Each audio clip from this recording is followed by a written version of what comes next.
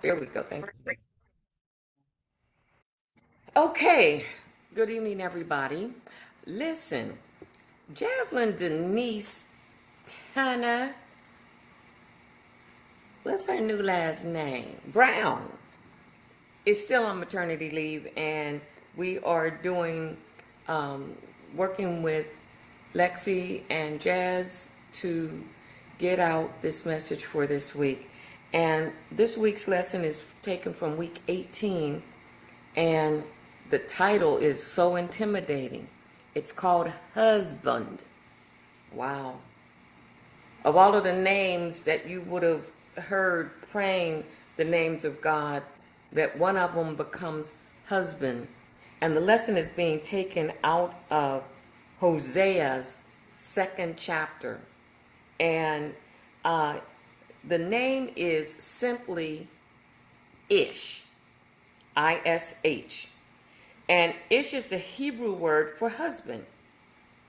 And in Hosea 2:16, the word Baal in the Hebrew scripture can also be translated husband. But when I said Baal, it can also be stated as Baal, um, uh, as well as it could mean the Lord, owner, or master. And though the term usually refers to the Canaanite fertility god, Baal, Baal does occur in Hosea 2:16 as master. So, this is a story, y'all. And there's so many stories in this Bible that will uh, make you pause.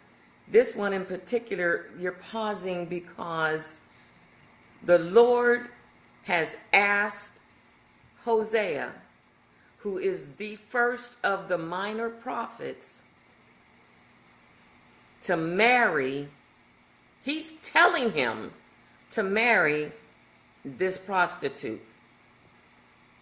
He's telling them to marry this prostitute. And the story has such a great significance that I found four uh, concepts to this story that I want to take us down. The first one is unconditional love over merit. The second one will be the high cost of redemption. The third one, resentless pursuit. And then the final one is grace in action. And my reading, I found that it is a biblical, profound parable. It's a parable. It's a core lesson that is going to make us as people in relationships. That's where the word husband can be very important for figuring the responsibilities of a relationship or the responsibilities of marriage. And um, Hosea was required to marry this woman. So I'm under the impression, because there are several thoughts in this, that one, there used to be something called temple prostitutes. There's still those today that, they just hang around the church because they got this fixation over uh, meta power preachers, that kind of thing. Or that she was just a prostitute.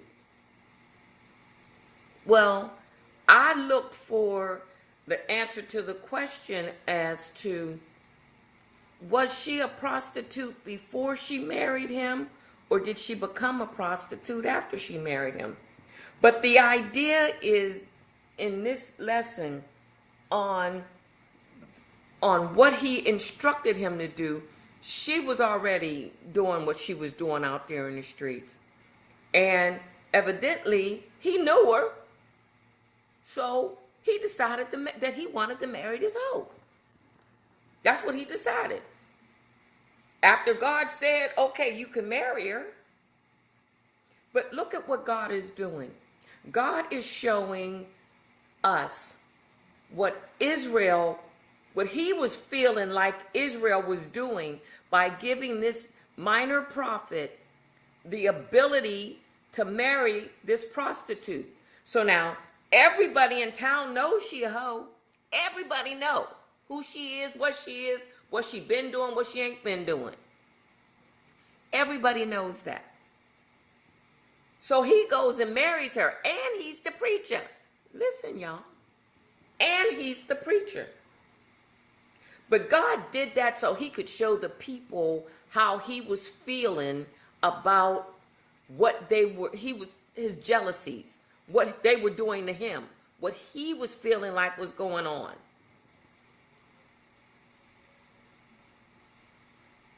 Hosea willingly married this chick. She had 3 kids for him. 3. But she didn't like her life. She wanted to go back to her old life. So she did. Gomer ended up in slavery. Now, I want us to see that if we look at Israel and what Israel had been doing, God was just tired of them. God keeps being tired of our stuff. And then because he's God, he wants to be merciful. He wants to be gracious to us. But just like anything else, I keep telling you to stop and you keep doing it and you keep doing it and you keep doing it. What am I supposed to do? How am I supposed to respond to you keep going out and hoeing on me? Am I supposed to keep you in my house? Am I supposed to let you keep coming back to my bed? Am I supposed to say, okay, I'm going to let you come back and I'm going to let you live with me and our family and our kids, and then tomorrow I don't know where you are? And I'm supposed to believe you when you come back in that you was at your girlfriend's house. I was married to a man like that. He had a whole bunch of kids, but I was trying to show the world that he could be faithful and that he could be with one woman. He was in the church and he was a preacher. Listen to me. I'm telling y'all, this is not an untruth. This happened to me. The brother could not be with other women. He just couldn't. He couldn't. I got married on December 12th. Don't matter about the year. If on December 24th you asked me where he was, I would, or you'd kill me, I'd be dead. Man of God. And for those of you who know me, y'all know who it is.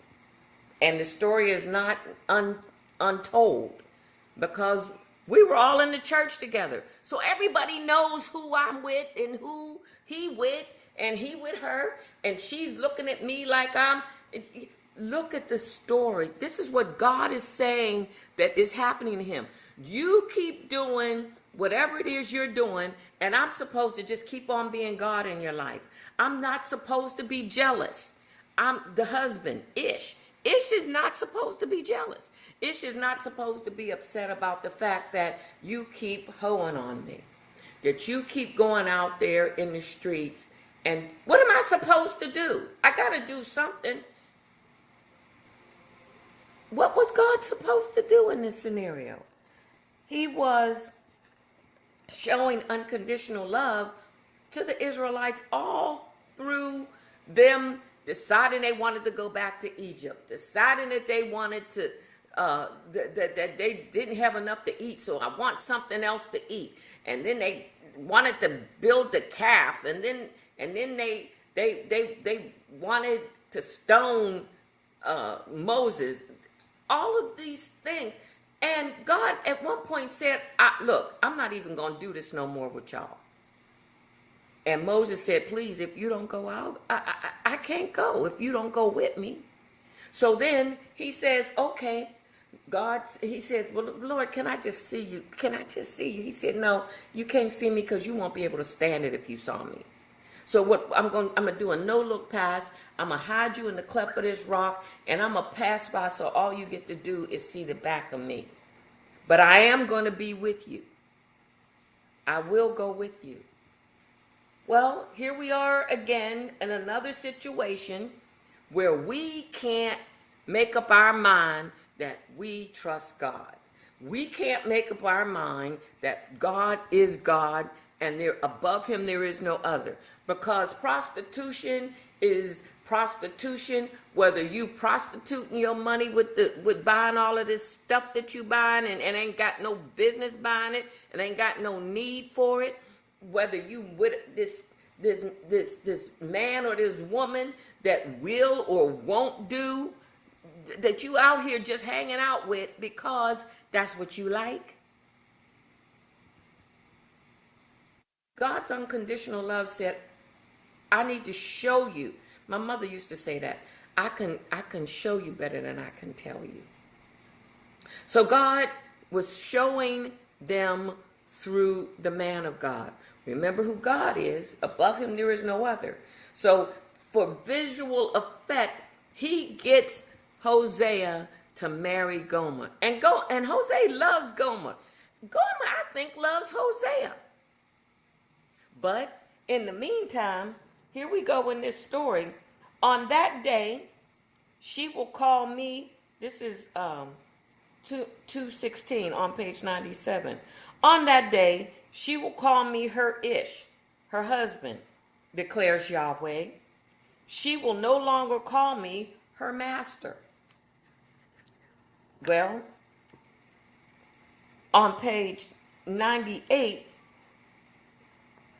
it's asking us to open our personal Bibles for our own translation. What I got to was that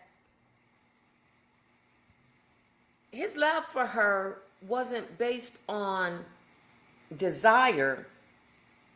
It was based on steadfast commitment.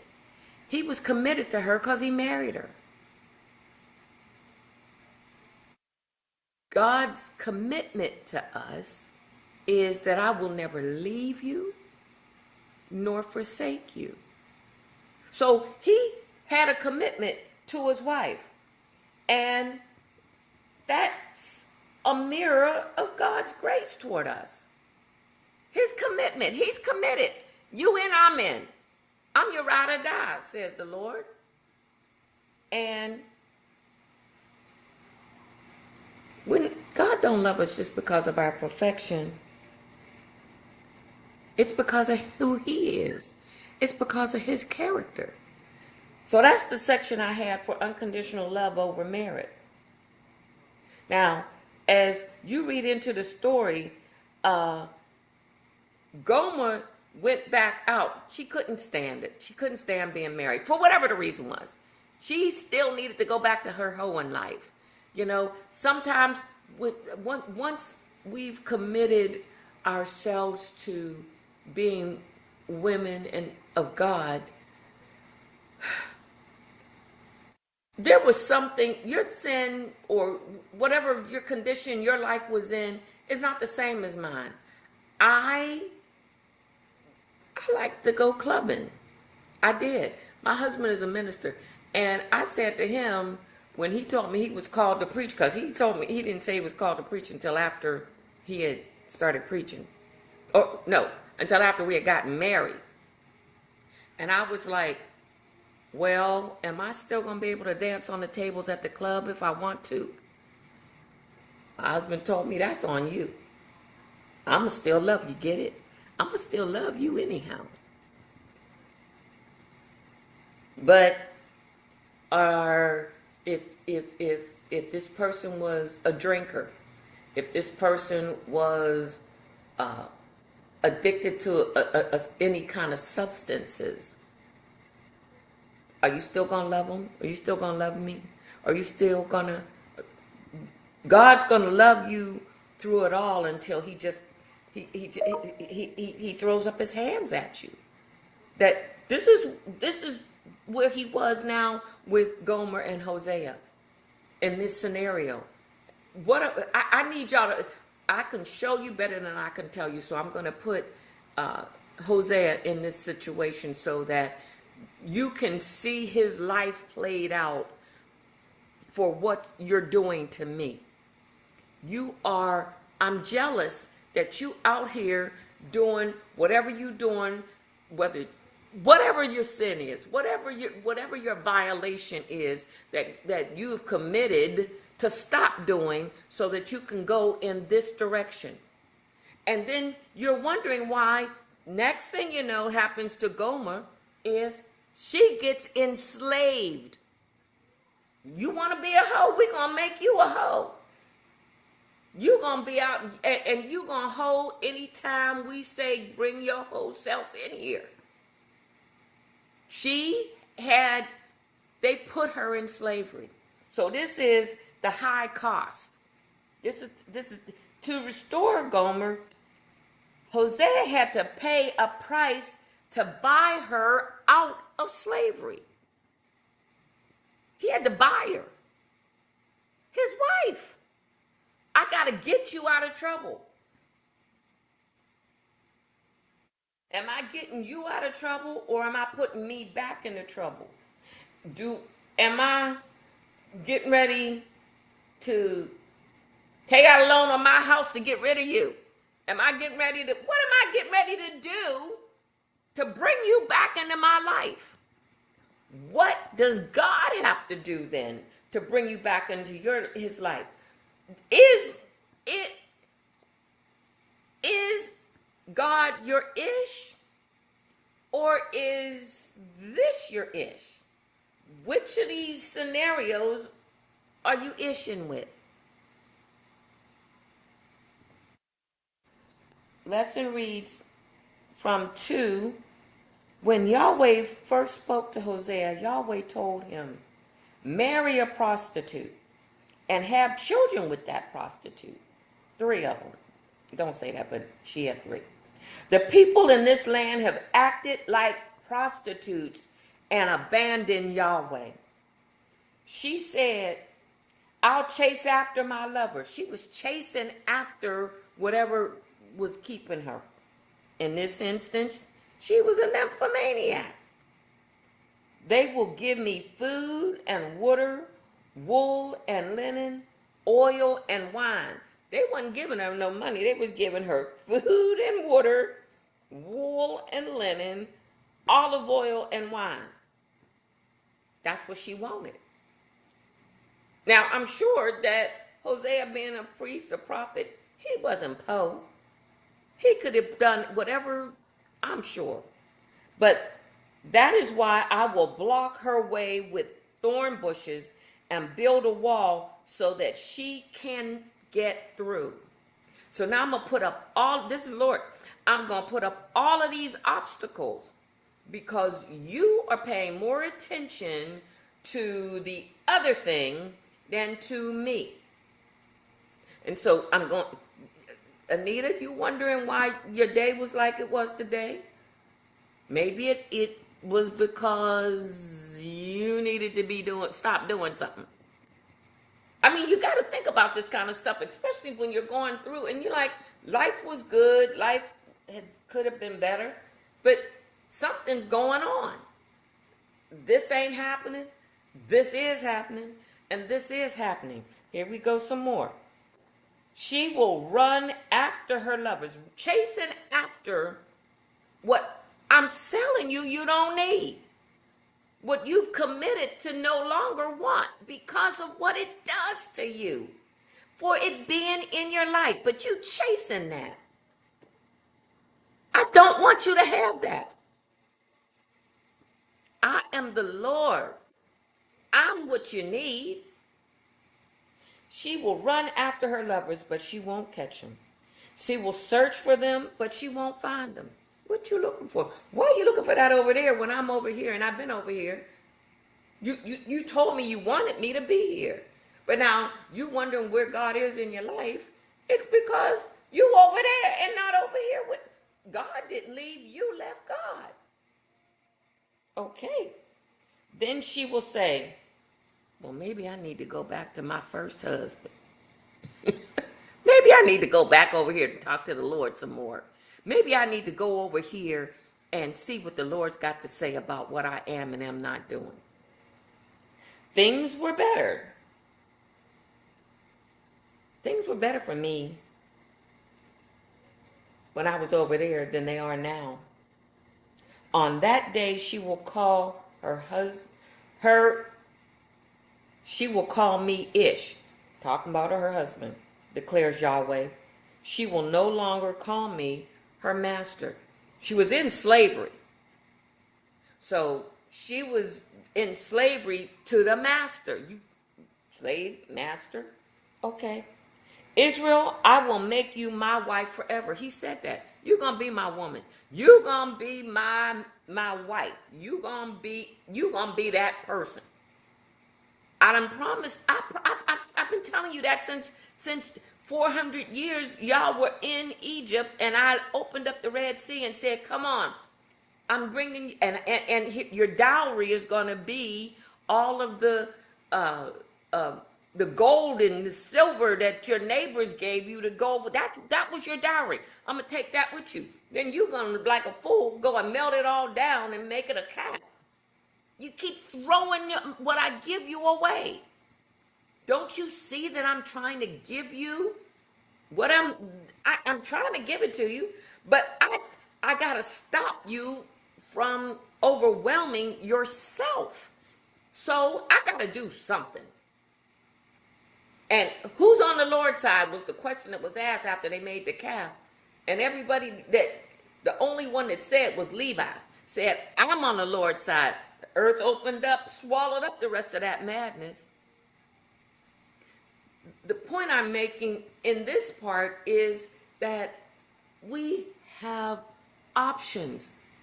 And when we have to look over the options, if one of the options is, or if one of the circumstances is that now my head is all jacked up, I'm all messed up, I can't even celebrate my life because I done made choices that are requiring me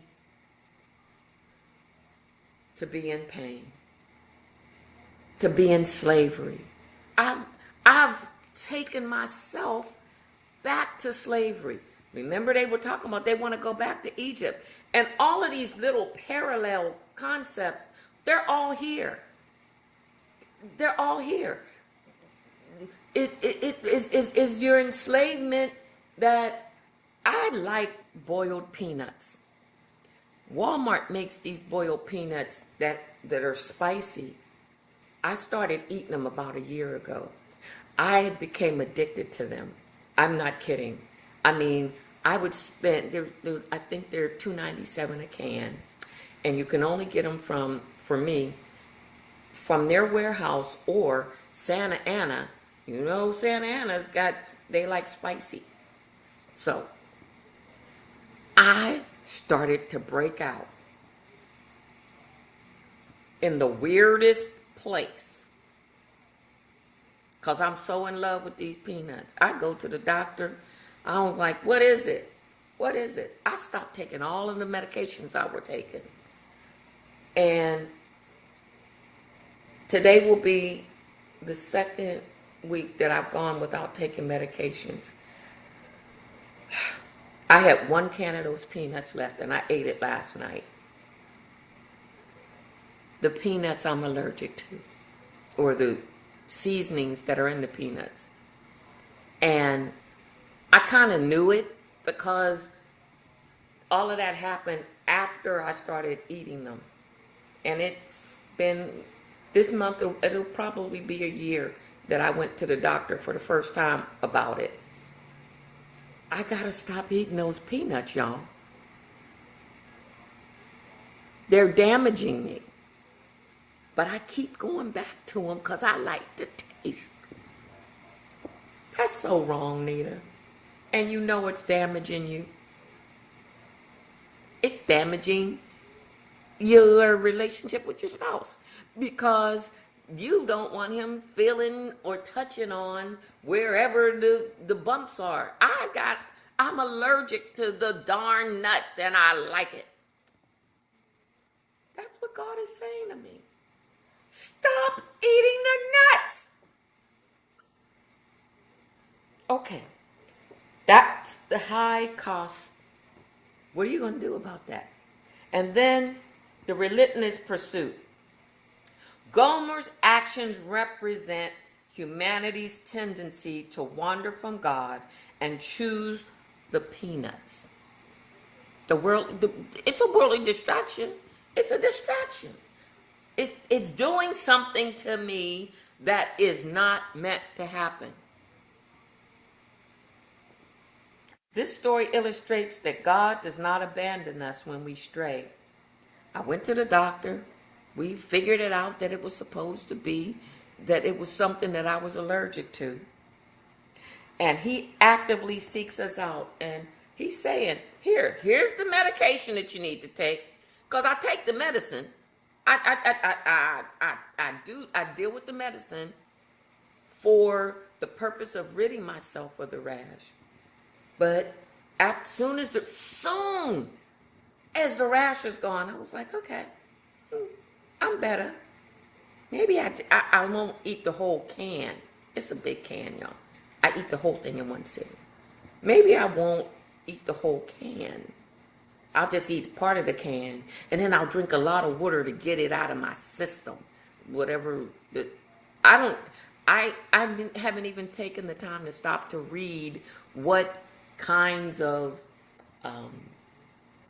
seasonings, spices are in it. I just know, and I even told my husband the first time I tried it, I said, oh, this is going to be a problem. And it was. Did I call that into being?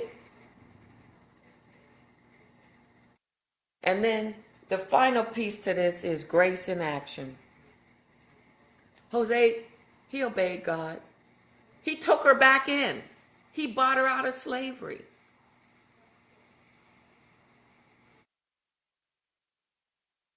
That had to be hard. I know it's hard for me to stop eating these nuts, but today I started eating them last night, and for breakfast I ate the last 10. I mean, listen, y'all. I'm just talking about going back to what you know ain't good for you. You know that ain't. But I ate the last 10 and said, bon voyage. And we got to pray for me for that. And maybe the whatever happened after that, because whatever happened after that was everything I told y'all happened to me earlier today. And was that my penance? Because you said you wasn't going to eat no more. But my thought was, well, I got to get rid of them all. I got to eat them all.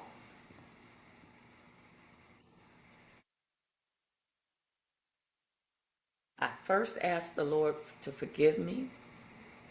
I second had to hope that he would look past my ignorant self for what I keep going back to, for what I keep desiring that I know isn't good for me. What is it that we are not allowing God to be the forefront of our lives because our choice is to go back into slavery? Our choice is to go back into what we're desiring that we know ain't good for us. That we know ain't good for us. That's the lesson. And Gomer did what he was supposed to do. Hosea did what he was supposed to do. And the way that the story ends is she had already had the 3 kids, but that first 3 chapters of Hosea speaks to us specifically about God being jealous of what you're doing that you know is not consistent with what he desires for you, But he doesn't want, he's trying to show you through this lesson that he is the husbandman, that he is the one that you need to be focused on to get through so that you can get to, I know the plans that God has for you. Then Yahweh told me, love your wife again, even though she is loved by others and has committed adultery. Love her as I, Yahweh, love the Israelites, even though they have turned to other gods.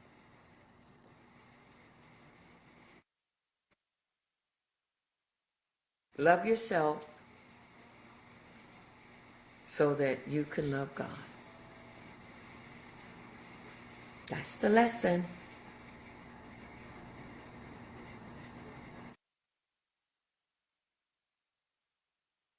Do I? Hello? That was Anybody good. got Yeah. anything? Yeah. Huh? I said that was good. That was really good. You want to That stop was really good. You want to recording? stop recording? Okay. Record. Stop. Pause or stop? Stop, right? Stop. Yes. Yes. Yes. Yes. Okay.